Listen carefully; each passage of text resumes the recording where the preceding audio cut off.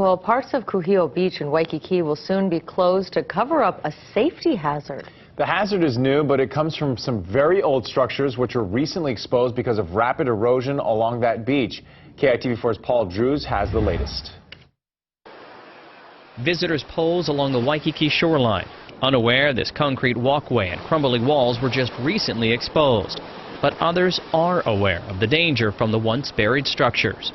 It's a hazard, basically. People can trip over here and fall down, and it's kind of a safety hazard.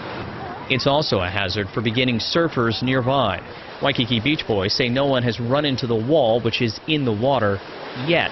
But there have been some close calls. What caused all the sand to be swept away? Well, experts say they'll need more time to figure that out. But some beachgoers have their own theories.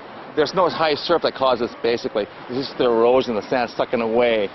And with the super high tides and super low tides, that's causing all this erosion here. Many longtime beachgoers feel the removal of nearby jetties allows sand to be swept down the shore. And after checking out the beach, Mayor Kirk Caldwell doesn't like what he sees. And I think now this wall that's been exposed is actually acting as an incentive for greater erosion. And you can see that the way the waves hit up and it sucks out more sand. We need to cover this up, or I think the sand's going to continue to be removed. Tomorrow night, an emergency sand replenishment operation will begin. City crews will take sand from other parts of the beach to once again cover this old walkway and walls. But that will just be a temporary fix. People are going to ask, how long is it going to stay here? None of us know for certain. Mother Nature determines that.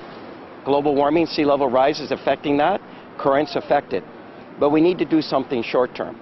Caldwell not only wants state and federal agencies to help protect this historic and important beach, but also area businesses to pitch in as well. He'd also like more preventative efforts before beach erosion becomes such a big problem. Because erosion is nothing new. We continue to have it. We do it in spits and spurts in terms of replenishment. We should have a program. It's always ongoing, so we don't have problems like this. In Waikiki, Paul Drews, KITV4 News.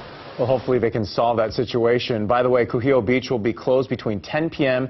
and midnight tomorrow so that crews can move the sand. And if you're wondering why that work's going to be done so late, there's a good reason. It's because there will be a very low tide at that time, and that'll allow crews to spread the sand further over those old walls.